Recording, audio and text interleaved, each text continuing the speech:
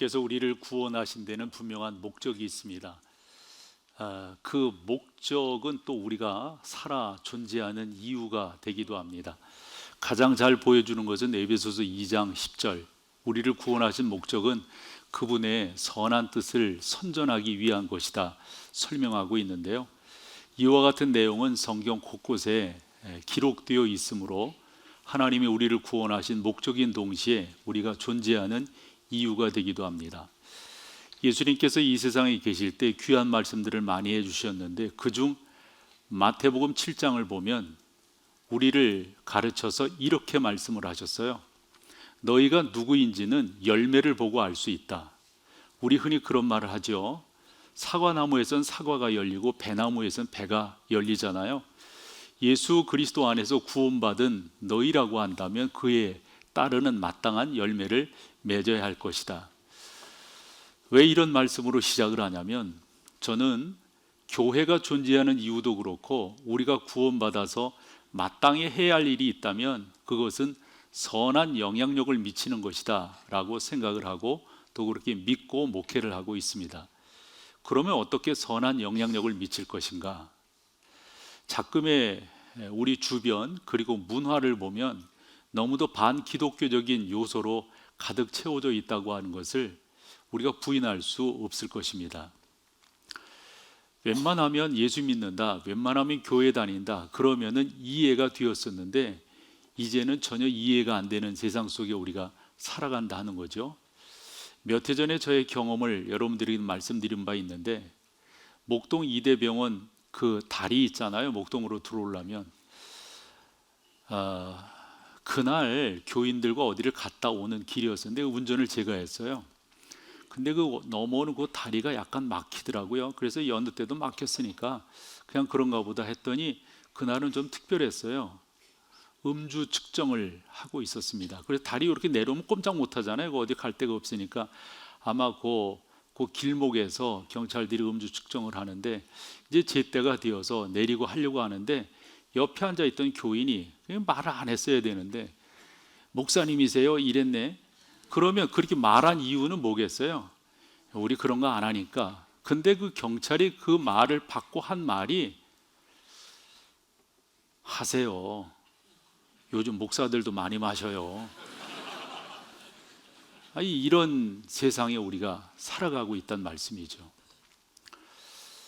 요즘 여러분들이 TV라든가 연말 시상식 이런 때에 하나님을 찬양하고 이 모든 것들을 하나님 앞에 영광으로 올려드립니다, 이런 나름대로의 감사의 표현들을 보실 수 있으시던가요? 요즘은 없지요. 거의. 아마 그 프로그램의 PD가 신신당부를 할 겁니다. 절대 그런 말 하지 말라고. 요즘은 관청이라든가 이런 데 신우회가 주로 없어지는 그런 편이고 예배하는 것을 권장하지 않는 그러한 시대에 우리가 살아가고 있습니다. 제가 기억하기로는 2004년으로 기억되는데요, 김선일 씨 사건이 있었어요. 중동에 근로자로 파견되어 갔던. 근데 그 사람이 사실 명목상은 근로자지만 속내는 선교사로 갔던 거죠. 그게 밝혀져서 그때 그것이 드러나면서 그 양반이 참수형을 당했습니다. 지금도 저 그때 뉴스 이런 것들이 지금도 서운해요. 얼마나 떠들었든지. 그리고 얼마 있다가 2007년에 샘물교회 사태가 일어났습니다. 한 청년들이 아프가니스탄에 갔다가 부족들에게 납치가 된 이유였었는데요, 제가 그것을 혼이 알 수 있는 것은 우리 교회 선교사를 거기에 파송을 했었고, 제가 거기에 2001년도에 들어갔었잖아요. 똑같은 루트로 갔어요. 그때 상황이 어떻겠다. 그런데 거기서 피납되었죠. 근데 그것을 구출하기 위해서 정부도 힘쓰고 다 그러는데 이게 왠지 그냥 엄청나게 커져버렸어요. 나중에 알게 된 이유인데, 이 우리나라에서 아프가니스탄 그 중동 지역에다 이 사람들은 봉사활동하는 사람이 아니라 이 사람들은 선교사로 갔다 계속해서 정보를 제공하는 거예요. 정보를. 그래가지고 그 사태가 엄청나게 커졌고 거의 국가적인 일이 되다시피 했습니다. 그리고 얼마 안 있어서 대광고등학교 다니던 강의석 군 사태가 일어났어요. 대광고등학교는 크리스천 학교니까 예배를 드려야 되잖아요. 그런데 이 친구가 예배를 드리지 않겠다고 했어요. 그것이 사회에, 그러면서 한 단체가 이렇게 두드러지게 되는데, 그 단체가 종자연이라고 하는 단체입니다. 그 단체에서 왜 크리스천 학교에서 예배를 강요하느냐, 예배를 안 드릴 수 있는 것도 아니느냐 이러면서 우왕좌왕하게 되고, 그때 더더욱 문제가 됐던 것은 그 학교의 교목이었습니다. 그 교목의 이름이 류상태 씨인데, 요즘 그분을 검색해 보면 류상태 목사 이렇게 안 나오고요, 류상태 전 목사 이렇게 나와요. 이게 뭔 일인가? 그리고 봤더니 웬걸 요즘에 종자연 대표가 됐더라고요. 종자연이라고 하는 것은 기독교를 적극적으로 반대하는 그런 사람들입니다. 그래서 교회에 대해서 비리들을, 그리고 또 교회가 나름대로 갖고 있는 정책들을 또 반대로 어떤 정책을 피면은 교회의 선교, 교회의 이 진보를 막을 수 있다, 막 이렇게 해 나가는 겁니다. 게다가 미꾸라지 한 마리가 온 연못을 흐려놓는다고 교회의 이런저런 좋지 않음이 불거지게 되면서 교회가 매도되게 되었다, 이렇게 저는 봐요. 목사라고 하는 이름도 어디 가서 예, 전 목사입니다 이렇게 말하면 부끄러운 세상이 이렇게 되어져 버렸으니까요. 왜 뭐 못난 사람이구만 이렇게 생각하는 이런 세상에 우리가 살아가고 있습니다. 왜 이렇게 기독교가 폄하되어지고 그 신용도가 땅에 떨어졌을까요? 그런데 베드로가 살던 이 초대교회 시대도 그러한 모습이었다 하는 거예요. 교회가 이름이 없었어요. 가치가 없었어요. 성도들에 대해서 누가 인정해 주지도 않았어요. 그리고 이상한 소문이 돌아가지고 예수 믿는 사람들은 어떻게, 예를 들어서 우리가 초대교회 때 사건을 알잖아요. 뭐죠 여러분? 기독교를 한마디로 식인 종교다 그랬어요. 왜냐하면 성찬식을 할 때 이는 내 몸이니 받아 먹으라, 이는 내 피니 받아 마시라, 이러니까 식인 종교다 이래가지고 몹쓸 종교, 이런 식으로 폄하되기 시작한 게 기독교였었다고요. 이러한 시대 속에서 특별히 기독교는 정부에 항거하고 온전히 말을 듣지 않는다, 뭐 이런 식의 이야기들이 꽤 많았더랬어요. 이렇게 되다 보니까 베드로 같은 경우도 당시 신앙생활을 하는 성도들에게 권면하지 않을 수가 없는데, 그 권면을 살펴보았더니 지금 우리가 살아가는 이 시대 속에서 살펴볼 만하고 교훈을 얻을 만한 말씀이기 때문에 오늘도 살펴보는 거예요. 그래서 오늘뿐만 아니라 몇 주간에 걸쳐서 우리는 선한 영향력을 위해서 이 땅에 존재하는데, 그 선한 영향력을 어떤 식으로 보여주고 어떤 식으로 발휘할 것인가, 그 소제목을 하나하나 달아서 여러분들과 나눠 보려고 할 때, 오늘의 주제는 모범이 되는 삶이에요. 우리가 모범적인 삶을 살지 아니하면 어떻게 선한 영향력을 발휘할 수가 있겠습니까? 중요한 것은 예수 믿는다고 하는 것은 예수 믿는 사람으로서의 삶의 모범을 보이지 아니하면, 그런데 그와 같은 모습이 초대교회 때도 그대로 있었더라 하는 겁니다. 오늘 본문 12절을 같이 한번 읽어보시면은 그 12절 가운데 잘 나타나 있어요. 같이 한번 읽어보시죠. 시작. 너희를 악행한다고 비방하는 자들로 하여금 너희의 선한 일을 보고 오시는 날에 하나님께 영광을 돌리게 하려. 그 당시에, 이 초대교회 때잖아요. 그 당시에 기독교가 좋은 인상이었어요, 아니었어요?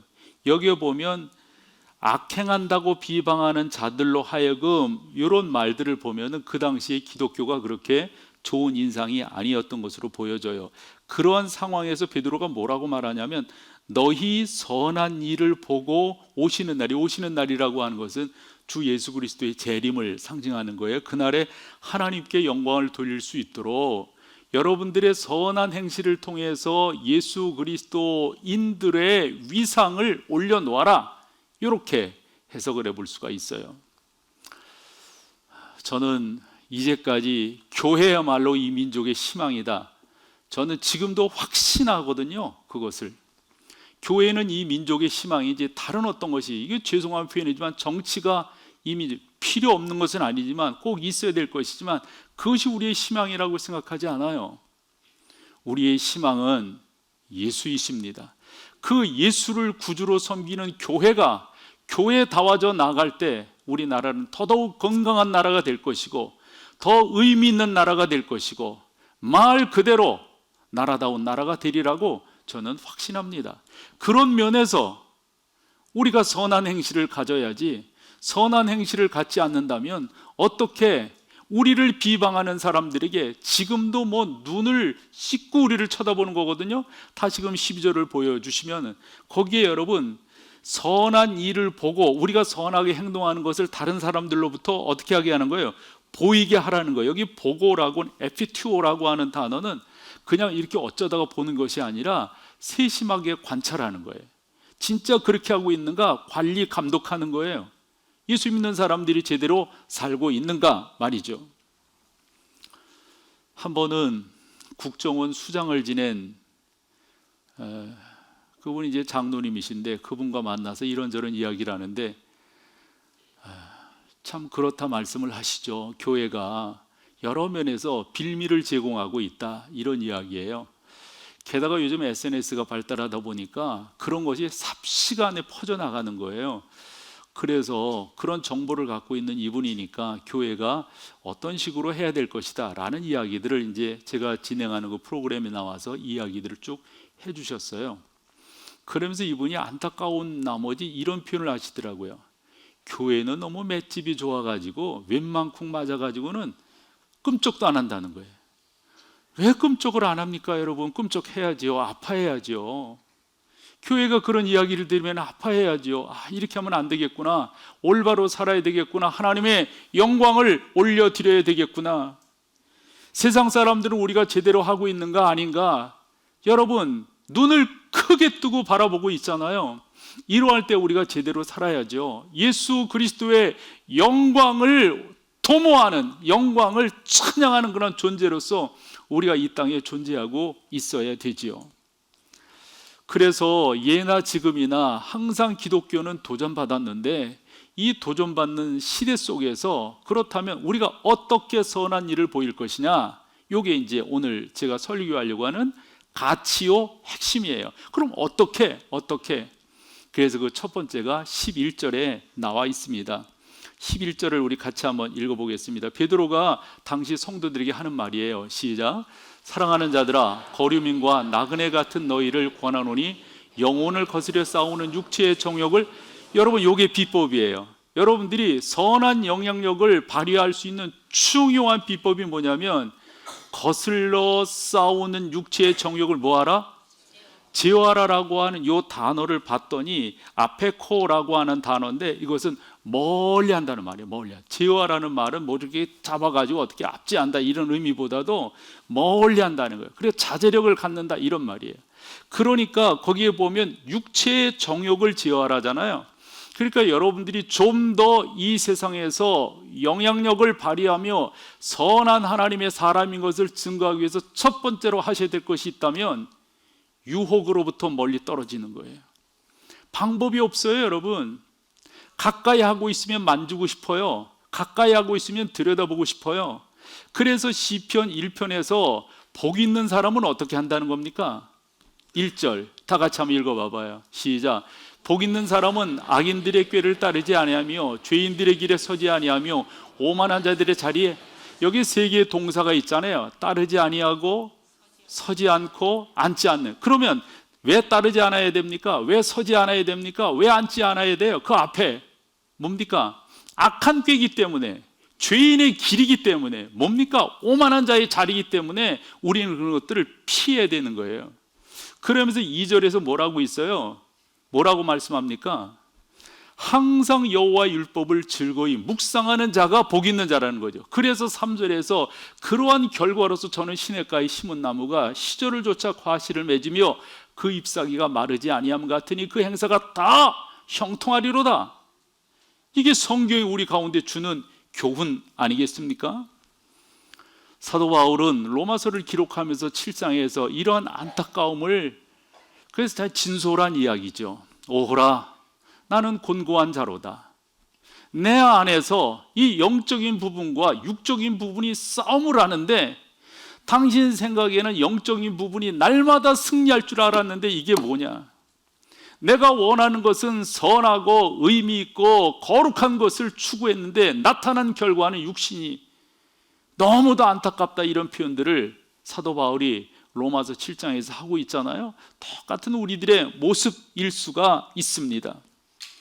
D.L. 무디가 한 말이 기억이 나요. 나의 가장 큰 골칫거리는 바로 나 D.L. 무디 자신이다. 여러분, 우리가 의의를 쫓아가려고 수고하고 애쓰지만 이게 잘 안 될 때가 너무도 많단 말이에요. 특별히 내 안에 욕망들이 사로잡고 있어요. 그런데 여러분, 그저 이거 어찌하지 이런다고 되는 게 아니라고요. 결단하셔야 돼요. 뭐를요? 멀리 해야 돼요. 멀리 해야 돼요. 멀리 하지 않으면 가까이 두면 만지게 되어져 있어요. 멀리 해야만 됩니다. 그래서 이 모든 것들을 경험한 하나님의 사람 솔로몬은 이렇게 교훈을 합니다. 구부러진 말을 내 입에서 버리며 삐뚤어진 말을 내 입술에서 멀리하라. 다툼을 멀리하는 것이 사람에게 영광이거늘 미련한 자마다 다툼을 일으키는, 가까이 하니까.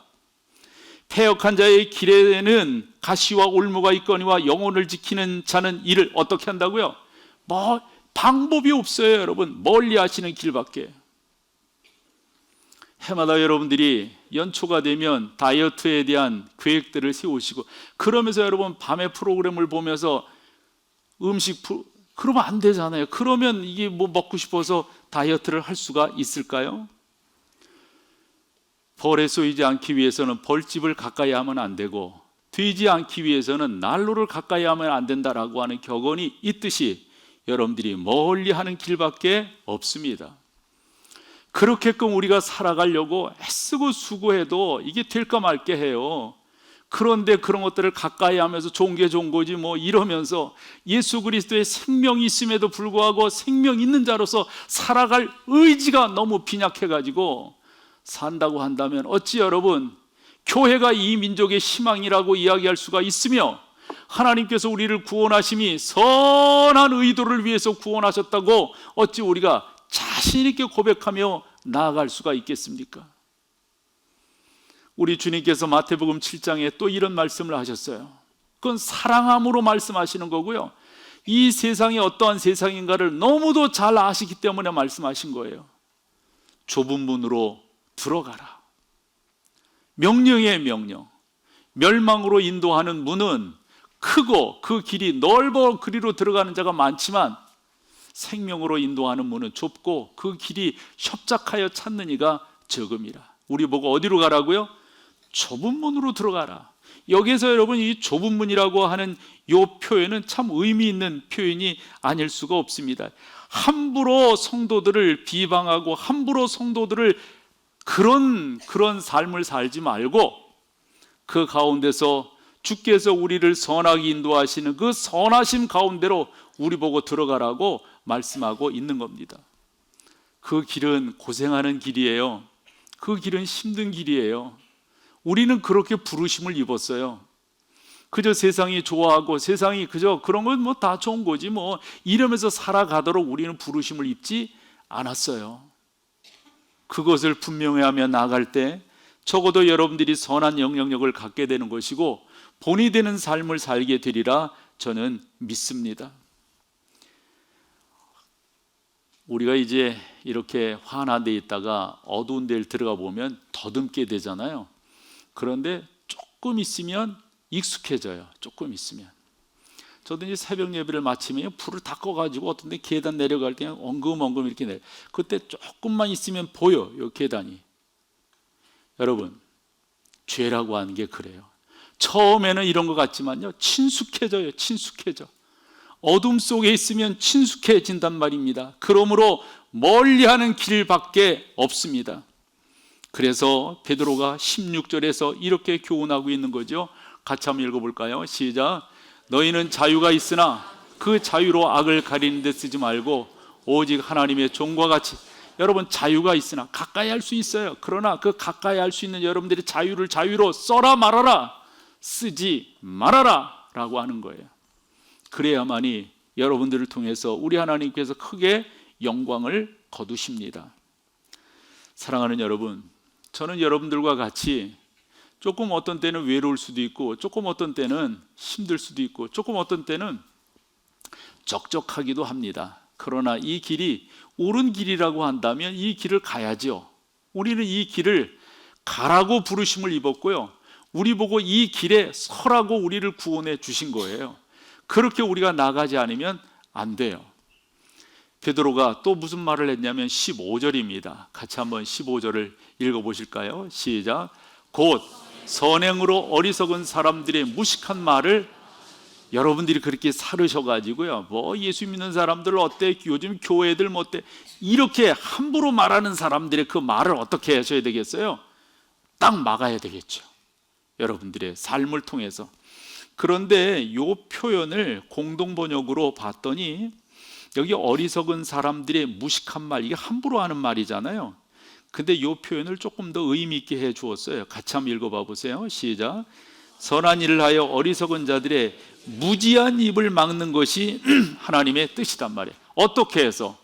여러분들이 선하게 사셔서 그런 사람들이 함부로 말하는 것에 대해서. 그러므로 여러분, 저는 여러분들이 그렇게, 이게 사실 힘든 길이면은 틀림이 없습니다. 그런데요, 요게 맛이 있어요. 요게 맛이 있어요.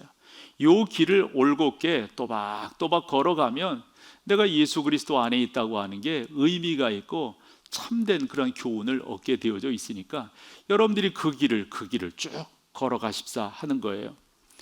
한 번은 사도 바울이 에베소 교회에 보낸 편지가 있었는데 그 에베소 교회의 편지를 이렇게 봤더니, 이게, 그러니까 여러분 우리가 다 알다시피 성경이 예수 안 믿는 사람들을 위해서 쓴 것이 아니잖아요. 예수 믿는 사람들을 위해서 쓴 거잖아요. 에베소서 4장을 이렇게 봤더니 참 바울이 그 교회를 향해서 얼마나 마음이 아팠을까 싶어요. 왜냐하면 바울의 여러 개척 교회 중 에베소 교회는 남달랐어요. 어느 교회가 바울이 3년 동안 있었단 말입니까? 에베소 교회밖에 없어요. 그리고 바울이 이제 마지막에 예루살렘으로 가서 그곳에서 결박당하여 로마로 가려고 할 때, 어찌 보면 마지막이잖아요. 그 마지막에 보고 싶었던 성도들이 누구예요? 에베소 교인들이에요. 그런데 그 에베소 교회에서 들려오는 소문이 사도 바울을 마음 아프게 하고, 마음 아픈 나머지 바울이 그 교회에 대해서 편지를 쓰는데 그 내용을 보면 이게 다 사는 게 그런 거네요. 우리의 모습이랑 진배가 없어요. 다를 게 없어요. 에베소 4장 24절로 29절까지를 쭉 한번 읽어보죠. 시작. 하나님을 따라 의와 진리의 거룩함으로 지으심을 받은 새 사람을 입으라. 그런즉 거짓을 버리고 각각 그 이웃과 더불어 참된 것을 말하라. 이는 우리가 서로 지체가 됨이라. 분을 내어도 죄를 짓지 말며 해가 지도록 분을 품지 말고 마귀에게 틈을 주지 말라. 도둑질하는 자는 다시 도둑질하지 말고 돌이켜 가난한 자에게 구제할 수 있도록 자기 손으로 수고하여 선한 일을 하라.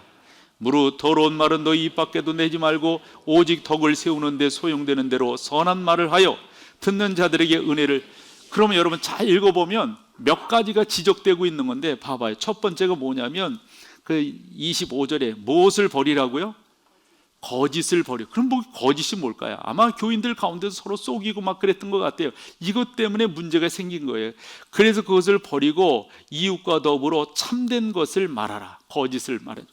그 다음에 뭐가 있냐면 서로 분내는 게 많았던 것 같아요. 그래서 그거 가지고 옥신각신하는데 바울이 하는 말이, 혹여 분을 낼 수 있지만 그거 해가 지도록 품지 말아라. 이런 식으로 교훈을 해줘요.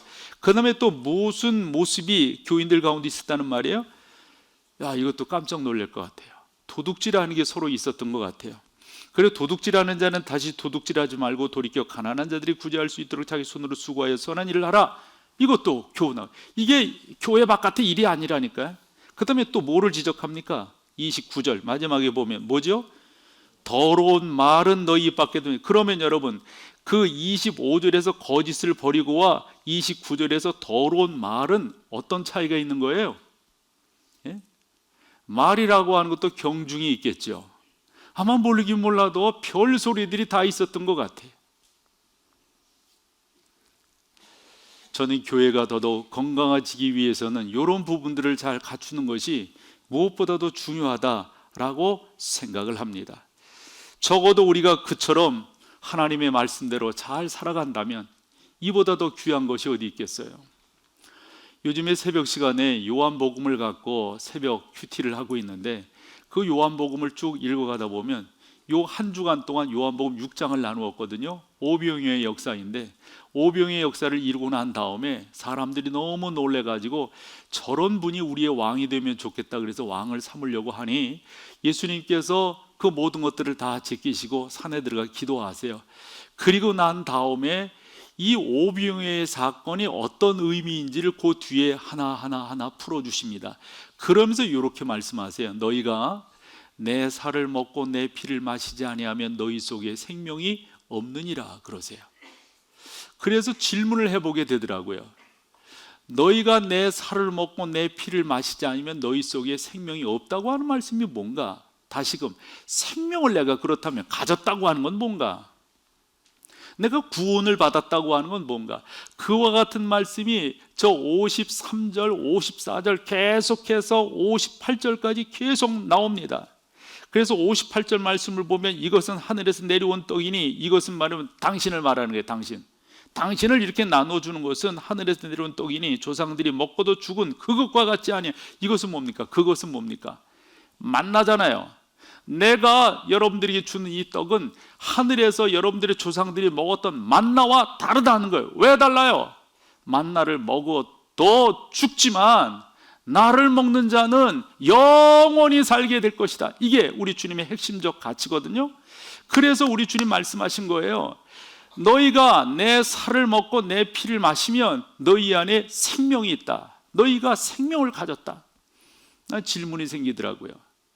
내가 그분을 먹고 마심으로 생명을 가졌다라고 하는 게 뭔가? 이것은 하나의 의미를 통해서 우리 가운데 전해주려고 하는 진리인데요, 그 의미는 주 예수 그리스도의 십자가, 이것이 바로 나를 위한 십자가라고 하는 사실을 믿으면 그 가운데 우리에게 생명이 있다는 거잖아요.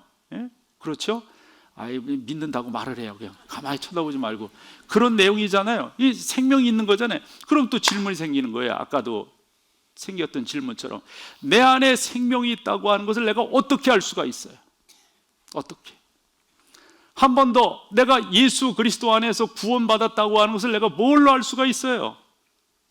뭐가 내가 하나님의 사람이요 구원받은 사람이요? 좋아요. 오늘 설교를 시작하듯이 나의 존재의 이유가, 나를 부르신 목적이 선한 영향력 때문에 나를 부르셨다고 한다면 내가 과연 그와 같은 삶을 살고 있는가? 뭘로 할 수가 있냐고요? 그래서 먼저 두 가지를 여러분들에게 말씀을 드려보려고 그래요. 그 첫 번째는 여러분들이 자꾸 성경을 통해서 예수 그리스도를 알아가고 싶은 마음이 여러분 가운데 있으셔야 돼요. 자꾸 말씀을 통해서 예수 그리스도를 아는 거예요. 자꾸 말씀을 통해서, 자꾸 이 성경을 통해서 예수 그리스도를 알아가. 이게 바로 생명이 있는 사람의 삶의 모습이에요. 죄송하지만 성경에 대해서 자꾸 관심이 없고 성경을 읽는 것에 대해서 누구 말 맞다나 성경은 수면제라고 잠이 안 와? 성경 읽어. 이러는 성경이라면 그건 말이 되냐고요. 어떤 사람은 또 성경을 비구자라고 그러지. 또 그러면 또 아파서 못 자, 배겨가지고. 그건 그런 데 쓰는 데 아니에요. 성경을 읽으라고 있는 거지. 무조건 덮어놓고 그거 아니라고요. 정말 여러분 가운데 생명이 있으시다면 자꾸 이 성경이 그리워져야 돼. 성경이 자꾸 여러분 가운데 떠올라야 되고요, 이 성경이 여러분들을 자꾸 움직여가야 돼요. 왜요? 여러분 안에 성령이 내주하시기 때문에. 성경은 뭐예요? 주 예수 그리스도를 성령께서 우리 가운데 보여주신 하나의 증거이기 때문에 그렇습니다.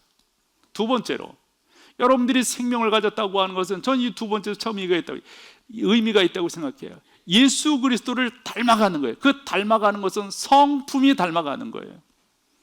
그래서 바울이 에베소 교회에 말한 것처럼 그리스도의 장성한 분량에 이르르라 라고 이렇게 말을 했어요. 자, 봐봐요. 그럼 첫 번째, 말씀을 통해서 예수를 알아가는 거고요, 성품적으로 그분을 닮아가는 것이 내 안에 생명이 있는 하나의 우리의 어떤 논리라고, 또 논증이라고 이렇게 해봤을 때, 그럼 그 결과가 뭐냐?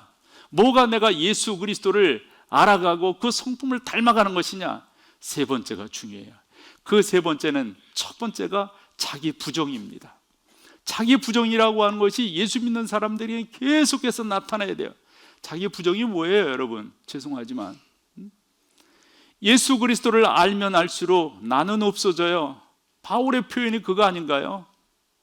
그건 내가 한 게 아니라고, 이걸 이루신 분은 하나님이시라고, 이걸 이렇게 만들어 주신 것이 하나님의 은혜라고, 나 된 것은 하나님의 은혜밖에 없다고, 이런 자기 부정의 역사가 나타난다고요.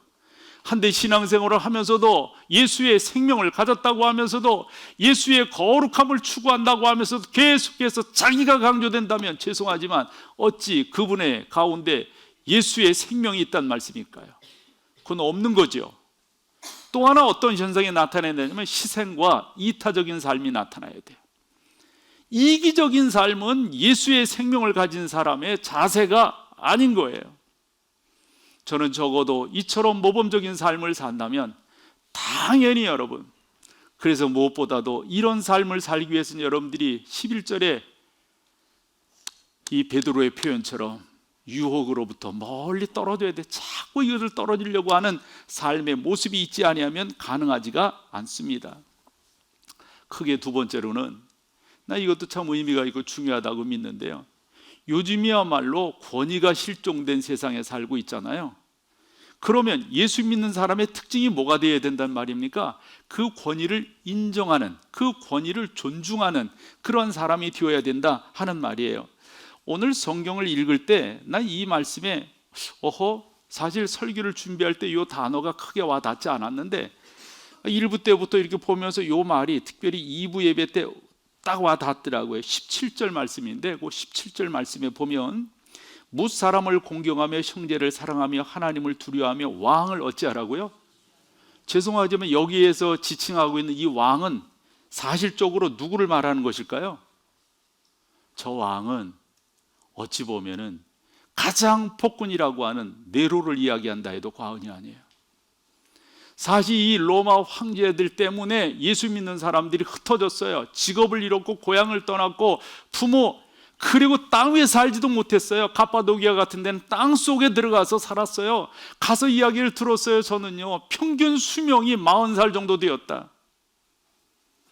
그렇게 햇볕 못 보다가 신앙 지키는 것이 더 존귀함을 알아서 그 양반들이 그렇게 살다가 갔어요. 그와 같은 상황을 누가 만들어냈습니까? 당시 황제들이었습니다. 한데 베드로는 뭐라고 말합니까? 그와 같은 왕이랄지라도 어찌하라고요? 존대하라.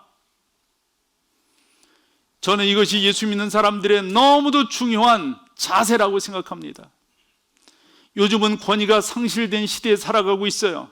죄송하지만 저를 이야기한다면 목사를 목사로 존중하고 목사를 목사로 존대해 주는 분이 얼마나 있을까요?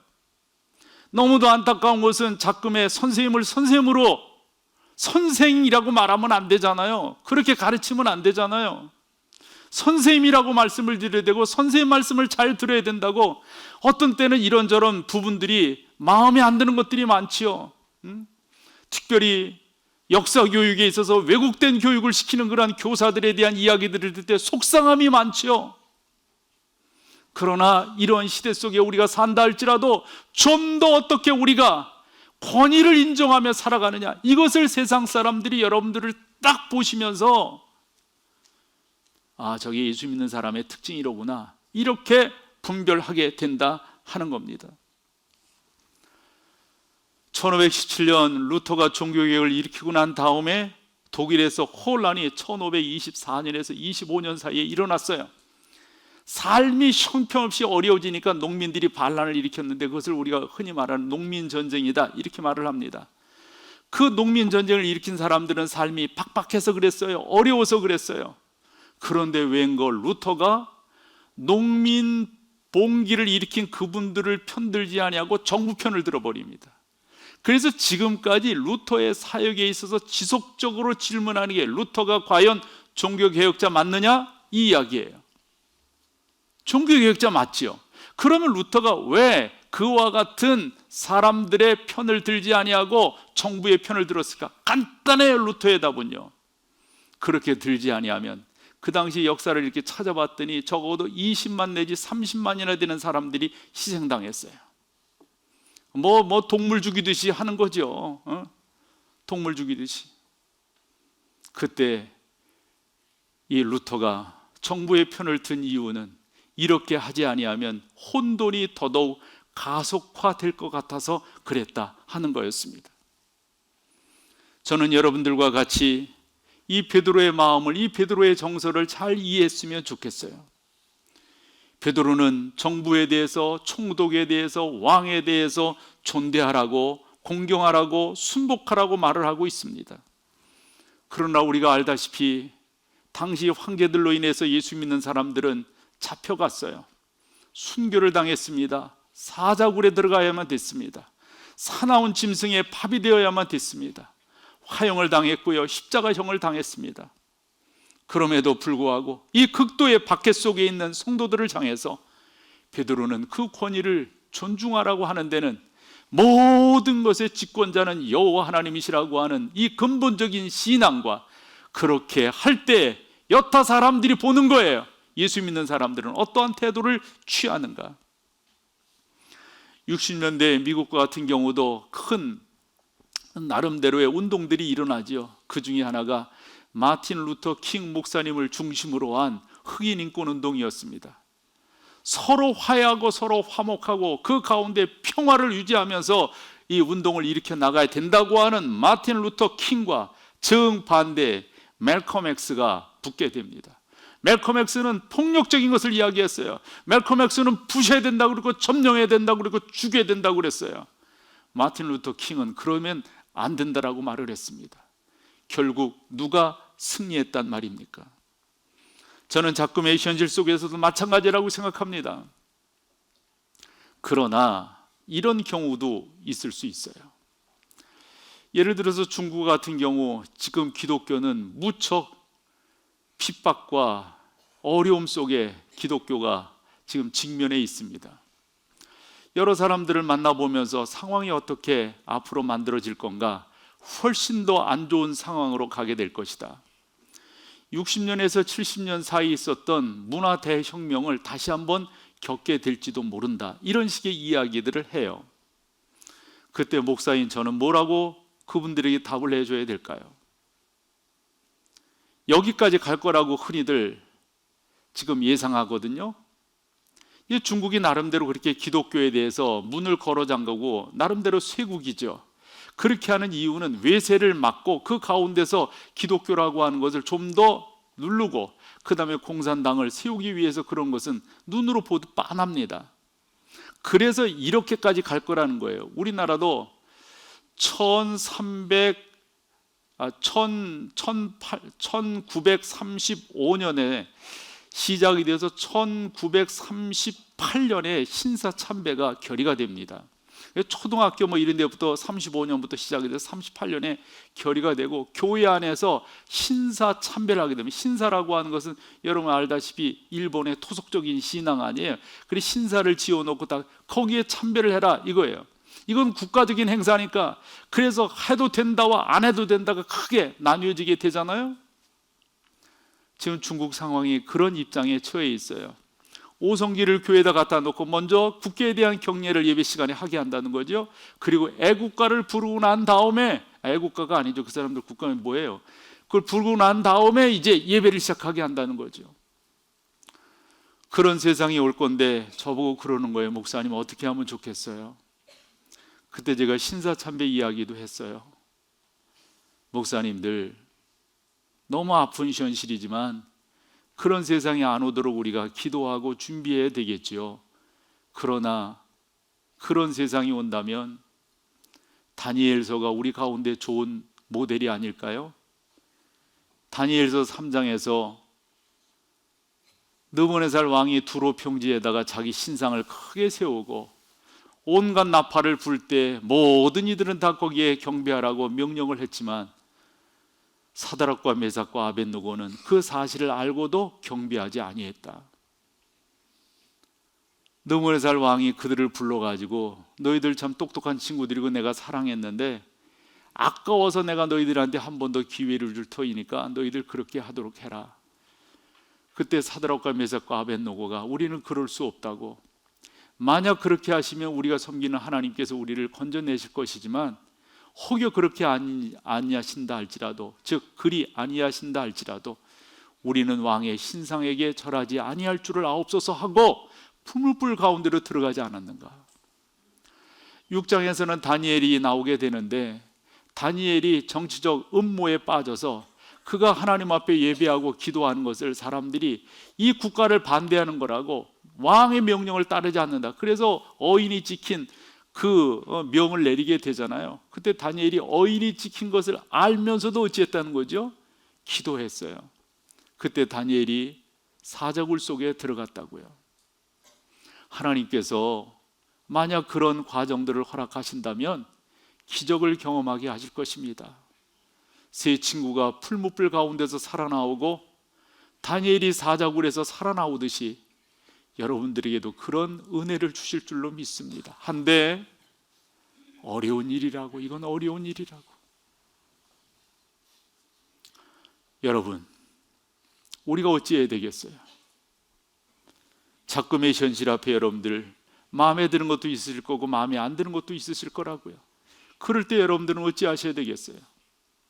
적어도 우리 예수 믿는 사람들은 권위에 순종할 줄 아는, 이것이 큰 틀에서 본다면 하나님의 거룩하심을 이루고 교회가 이 민족의 희망이라고 하는 사실을 증거하게 될 겁니다. 저도 청년 때를 지내면서 봉기를 들었던, 항거했던 그런 때가 많았죠. 왜 교회가 이래야 되냐고, 왜 기독교가 이래야 되냐고, 왜 국가 조찬 기도회가 있어야 되냐고 저도 꽤나 주장했던 사람이에요. 그러나 그때는 어렸어요. 지금에 와서 이렇게 큰 틀에서 보면 그래서 기독교는 약간 수구적인 쪽으로 흘러가는 것이 정상이라고 생각을 합니다. 무엇보다도 여러분들의 삶 속에서 그렇게 나가셔야 됩니다.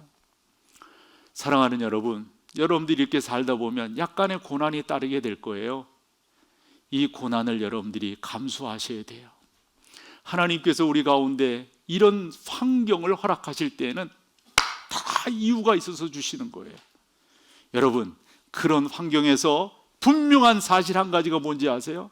살아계신 하나님을 경험하게 된다는 사실이에요. 하나님 경험하게 되실 줄로 믿습니다. 여러분들이 혹여 그와 같은 어려움을 당한다 할지라도. 그래서 베드로가 당시 교인들에게 어떻게 말을 하는가? 우리 베드로전서 2장 19절에서 23절까지를 가만히 읽어봐봐요. 가만히. 제가 한번 읽어볼게, 들어보세요. 부당하게 고난을 받아도 하나님을 생각함으로 슬픔을 참으면 이는 아름다우나 죄가 있어 매를 맞고 참으면 무슨 칭찬이 있으리요? 그러나 선을 행함으로 고난을 받고 참으면 이는 하나님 앞에 아름다우니라. 이를 위하여 너희가 부르심을 받았으니 그리스도도 너희를 위하여 고난을 받으사 너희에게 본을 끼쳐 그 자취를 따라오게 하려 하셨느니라. 그는 죄를 범하지 아니하시고 그 입에 거짓도 없으시며 욕을 당하시되 맞대어 욕하지 아니하시고 고난을 당하시되 위협하지 아니하시고 오직 공의로 심판하시는 이에게 부탁하시며 그랬어요. 우리가 전능하신 하나님을 바라보며 그분을 의지하며 나아갈 때 그 하나님께서 저도 그렇고 여러분들도 그렇고 주님의 교회도 그렇고 선하게 인도하시고 온전케 키워 주실 줄로 믿습니다. 그와 같은 하나님의 온전하심을 우리가 추구하면서, 그래서 예수님 말씀하셨어요. 너희는 세상의 빛이니 너희는 세상의 소금이니 만약 소금이 그 맛을 잃으면 어디에 쓰겠느냐? 밖에 버리어 사람들에게 밟힐 뿐이라. 사람들에게 밟힌다고 하는 말의 의미를 여러분 아시겠죠? 한 번 더 우리 잘해서, 그저 우리가 교회에 나오는 것은 그저 잘 먹고 잘 살라고 나오는 게 아니잖아요. 그저 내가 이렇게 교회 와서 예배하는 것은 그저 애들 잘 되고 말이죠, 남편 잘 되라고 우리가 예배하는 게 죄송하지만 아니잖아요. 우리는 적어도 그런 목적으로 이 자리에 와 있지 않습니다.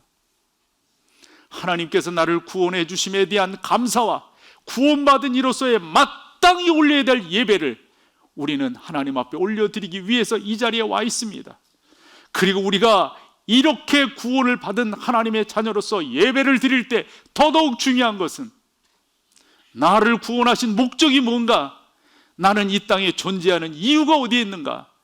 그것은 하나님의 영광, 성경적인 표현으로 한다면 선한 일을 위해서, 여러분들의 선한 일을 위해서 우리는 존재하고 있다고 하는 이 분명한 사실을 믿고 그 가운데 실천함으로 승리하는 우리 모두가 다 되기를 축원합니다.